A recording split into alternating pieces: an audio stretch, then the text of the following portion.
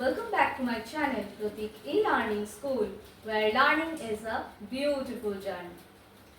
গতদিন আমি তোমাদের সঙ্গে শেয়ার করেছিলাম যে আজকে একটা ইন্টারেস্টিং টপিকের উপর আমি ভিডিও বানাবো। আজকে ইংলিশ থেকে একটু শিফট করে আমরা আবারও চলে এসেছি পার্সোনালিটি ডেভেলপমেন্টের ক্লাস নিয়ে। দেখো, আজকের যে মেন টপিকটা রয়েছে সেটা হচ্ছে how to crack an interview, অর্থাৎ একটা ইন্টারভিউকে আমরা কিভাবে ক্র্যাক করতে পারবো। এখানে আমি দুটো পয়েন্ট লিখে রেখেছি, be confident and be honest. এইবার তোমাদের সঙ্গে আমি কয়েকটা কথা শেয়ার করছি, মন দিয়ে প্রত্যেকটা বিষয়কে শোনো এবং বোঝার চেষ্টা করো আর পয়েন্ট করো। দরকার হলে ভিডিওটা সেভ করেও রাখতে পারো। তবে ভিডিও শুরু করার আগে বলে দিই, যারা যারা আমার চ্যানেলে নতুন রয়েছে তারা অবশ্যই চ্যানেলটিকে সাবস্ক্রাইব করে পাশে থাকা বেল আইকনটি প্রেস করে দিও। আর আমার ভিডিও ভালো লাগলে অবশ্যই লাইক কমেন্ট করতে একদম ভুলো না। তাহলে চলো আজকের ক্লাসটি শুরু করা যাক। দেখো, আজকের ক্লাসের বিষয় হচ্ছে how to crack an interview, অর্থাৎ একটা ইন্টারভিউ চাকরি কিভাবে ক্র্যাক করবে। দেখো, এখানে আমি দুটো পয়েন্ট লিখে রেখেছি, বি কনফিডেন্ট, বি অনেস্ট। যখনই তোমরা কোনো চাকরিতে পরীক্ষা দিতে যাচ্ছ, কোনো চাকরি, তোমাদের কিন্তু যাই হয়ে যাক না কেন ভীষণ রকমের কনফিডেন্ট থাকতে হবে। তোমাকে এই রুলটা মাথায় বসে নিতে হবে, ইদার আমি চাকরিটা পাবো, নয় আমি সেই চাকরিটা থেকে কিছু শিখে যাব।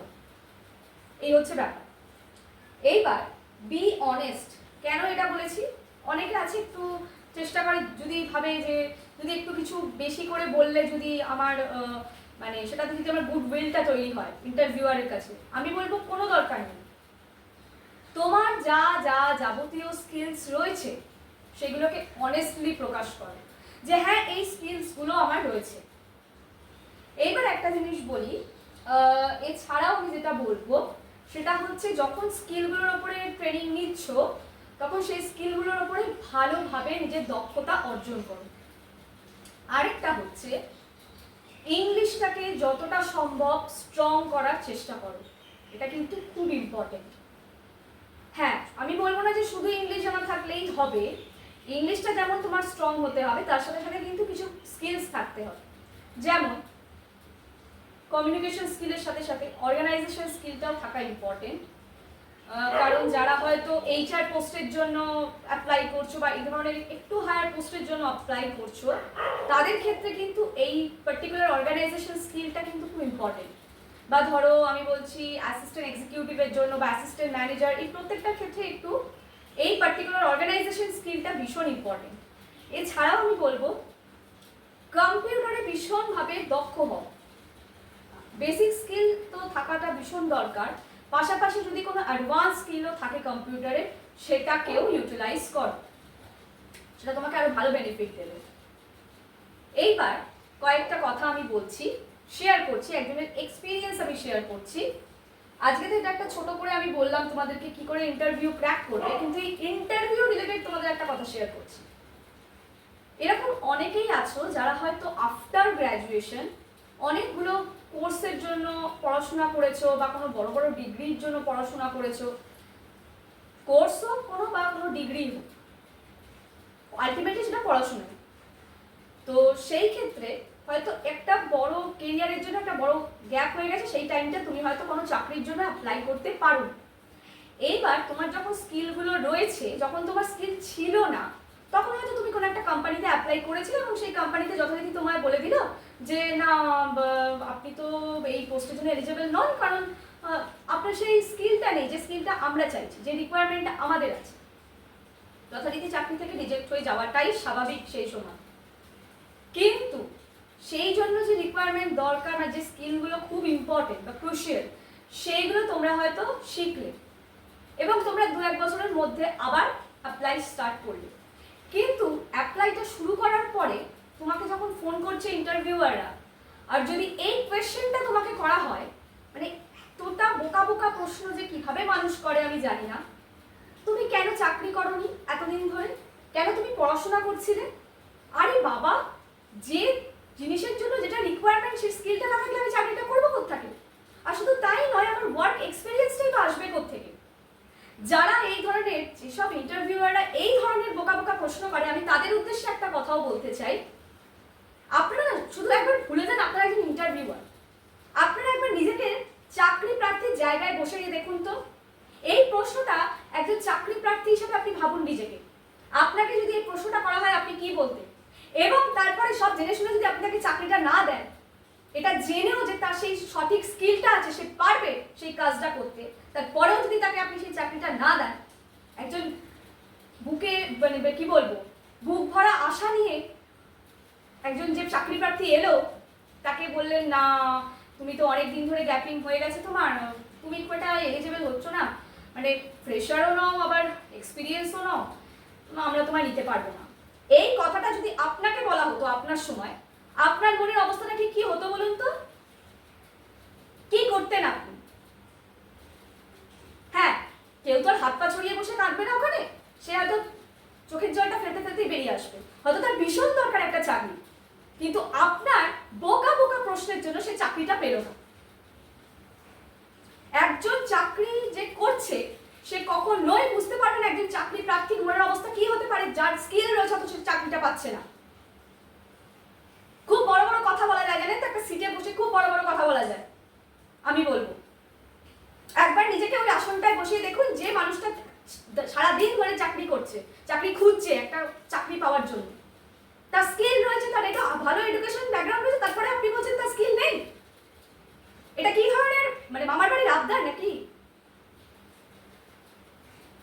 আপনাকে যদি এই জিনিসগুলো দিয়ে যেতে হতো আপনি তাহলে ফিল করতেন, হয়তো আপনি গেছেন এই জিনিসগুলোর মধ্যে দিয়ে, তাই জন্যই হয়তো অন্যের প্রতি আমি বলবো রিভেঞ্জ নিচ্ছে, আদারওয়াইজ আর কিছু বলার নেই। এত টক্সিসিটি কোত্থেকে আসে আপনাদের মধ্যে, এত টক্সিক ব্যাপারগুলো? একটা মানুষ তার স্কিলটাকে বাড়ানোর জন্য, তাকে নিজেকে ডেভেলপ করার জন্য যে কোনো জিনিস শিখতে পারে, সারা জীবন ধরে মানুষ শেখে। আপনারা কি মনে করেন একজনকে চাকরি দেওয়ার সময় যে তাকে সব কিছু শিখে আসতে হবে? পৃথিবীতে কেউ পারফেক্ট হয় না, এটা আগে ভাবা উচিত। আপনিও পারফেক্ট নন, সে আপনার যত বড় ডিগ্রি থাকুক না কেন। এটা ভাবতে হবে প্রত্যেকেই একটা ফিল্ডে যখন চাকরি করতে আসে সেই ফিল্ডে ধীরে ধীরে থেকেই শেখে, এসেই প্রথমে একেবারে বিরাট কিছু করে ফেলতে পারে না। তাই যারা ইন্টারভিউ রয়েছে আমি তাদের পার্টিকুলারলি বলবো ভেবে চিন্তে কোশ্চেনটা করা উচিত। আর যারা চাকরি প্রার্থী তাদের উদ্দেশ্য আমি বলবো নিজের স্কিলস গুলো তো অবশ্যই তোমার শক্তি, এটা মাথায় রাখবে। আর বলবো বি কনফিডেন্ট শুধু নয়, be straightforward. Straightforward হবে একদম, যে ধরনের যেটা রাখবে ইন্টারভিউয়ার বাঘও নয় ভাল্লুকও নয়, সেই জন্য বুঝে উত্তর দেবে। বুঝে গেল? ইংলিশে যখন উত্তর দেবে, যে প্রশ্নটা তোমরা বুঝবে যে না এই প্রশ্নটার সঙ্গে তো আমি খুব একটা কি বলবো ফ্যামিলিয়ার নই, সেটা বলবে যে আমি প্রশ্নটার উত্তর এই মুহূর্তে জানি না, বা যদি জেনে থাকো মনে পড়ছে না সেটাও বলবে, একদম সত্যিটা বলবে, কোনো কিছু বাড়িয়ে চড়িয়ে বলবে না, সত্যিটা বলবে। এবং এটাও বলবে তার সঙ্গে আমি অবশ্যই সেটা শিখতে ইচ্ছুক। ইন্টারভিউ যখন দেবে পোলাইট থাকবে, কিন্তু যারা ইন্টারভিউয়ার তারা এই ধরনের প্রশ্নগুলো করার আগে একবার ভাবা উচিত কি ধরনের প্রশ্ন করছেন আপনারা, যে একজন চাকরি প্রার্থী। হ্যাঁ নিশ্চয়ই আপনারা তার স্কিলটা খতিয়েই নেবেন, কিন্তু এটা কি ধরনের প্রশ্ন যে কেন তুমি এটা নিয়ে পড়াশোনা করেছো? কোনো কিছু করার আগে ভাবা উচিত যে আপনিও একদিন সেই চাকরি প্রার্থীর পজিশনেই ছিলেন। আজকে হয়তো একটা বড় পোস্টে চলে গেছেন আপনার নিজের দক্ষতার অনুযায়ী, তার মানে এই নয় যে একজন চাকরি প্রার্থীকে উইদাউট এনি রিজন আপনি তার ব্যাকগ্রাউন্ড নিয়ে অপমান করবেন, উইদাউট এনি রিজন আপনি তাকে বলবেন তার স্কিল আছে, তার সত্ত্বেও আপনি বলবেন যে না আমি নিতে পারবো না, তুমি অনেক গ্যাপ করে ফেলেছো, তোমার কোনো এক্সপিরিয়েন্স নেই। এই ধরনের কথাগুলো প্লিজ বলবেন না, হাত জোর করে বলছি আপনাদের কাছে। তাহলে আমি বলবো যারা এক্সপিরিয়েন্স চাইছেন তারা লিখে দিন, মেনশন করে দিন যে আমরা এক্সপিরিয়েন্স ক্যান্ডিডেট শুধু চাইছি, ফ্রেশার নয়। যারা চাকরি পায়নি তারা প্রত্যেকেই ফ্রেশার, এটা বুঝতে হবে। ওই ফ্রেশার আর এক্সপিরিয়েন্সের মধ্যখানে ঝুলিয়ে রাখবেন না। যাই হোক, আজকে আমি একটু বেশ অ্যাগ্রেসিভলি এই কথাগুলো বললাম, কারণ তোমাদের যাতে বুঝতে সুবিধা হয় যে চাকরি পেতে গেলেও কিন্তু অনেক কিছু প্রবলেমের ফেস হতে পারে তোমাদের। সেই জন্য বলবো কনফিডেন্ট থাকবে, অনেস্ট থাকবে, স্ট্রেট ফরওয়ার্ড থাকবে, অবশ্যই পোলাইট থাকবে। পার্সোনালিটি কিন্তু একটা বিরাট জায়গা কাজ করে, সেজন্য পোলাইট তো ডেফিনেটলি হতে হবে। কিন্তু কেউ যদি এই ধরনের কোয়েশ্চেন করে আমি তার জন্য আগাম তাদেরকে সতর্ক করছি যে এই ধরনের কোয়েশ্চেনের কিন্তু সম্মুখীন হতে পারো, যদি তুমি চাকরির জায়গায় অনেক দিন ধরে পড়াশোনার মধ্যেই রয়েছো এবং অনেকটা দেরিতে তুমি চাকরির অ্যাপ্লাই করছো, তাহলে আমি বলবো যে এই ধরনের হয়তো প্রশ্নের সম্মুখীন হতেও পারো। তাই জন্যই আজকে আমি শুধুমাত্র ইন্টারভিউতে যারা দিতে যাচ্ছে তাদের জন্য আমি বার্তাটা দিচ্ছি তা নয়, যারা ইন্টারভিউটা নিচ্ছেন আমি তাদের জন্য বার্তাটা দিচ্ছি। বিষয়টা বোঝার চেষ্টা করি। মনে রাখবেন, আপনি যেমন চাকরি করছেন আপনার সংসারের জন্য, আরেকজনের চাকরি প্রার্থী সে চাকরিটা কিন্তু পেতে এসে তার নিজের সংসারে হয়তো সে একাই আর্নিং মেম্বার হবে, এটাই মাথায় রাখবেন। এরকম অনেক ফ্যামিলি আছে যেখানে হয়তো একজন মাত্র আর্নিং মেম্বার, সে চাকরিটা পেলে তবেই হয়তো তার সংসারটা আরো বেটার ভাবে চলবে। আজকের মতন এই পর্যন্তই, দেখা হচ্ছে আবার পরবর্তী ভিডিওতে। তবে আজকের ভিডিওটি কেমন লাগলো অবশ্যই জানাতে ভুলো না। Thank you.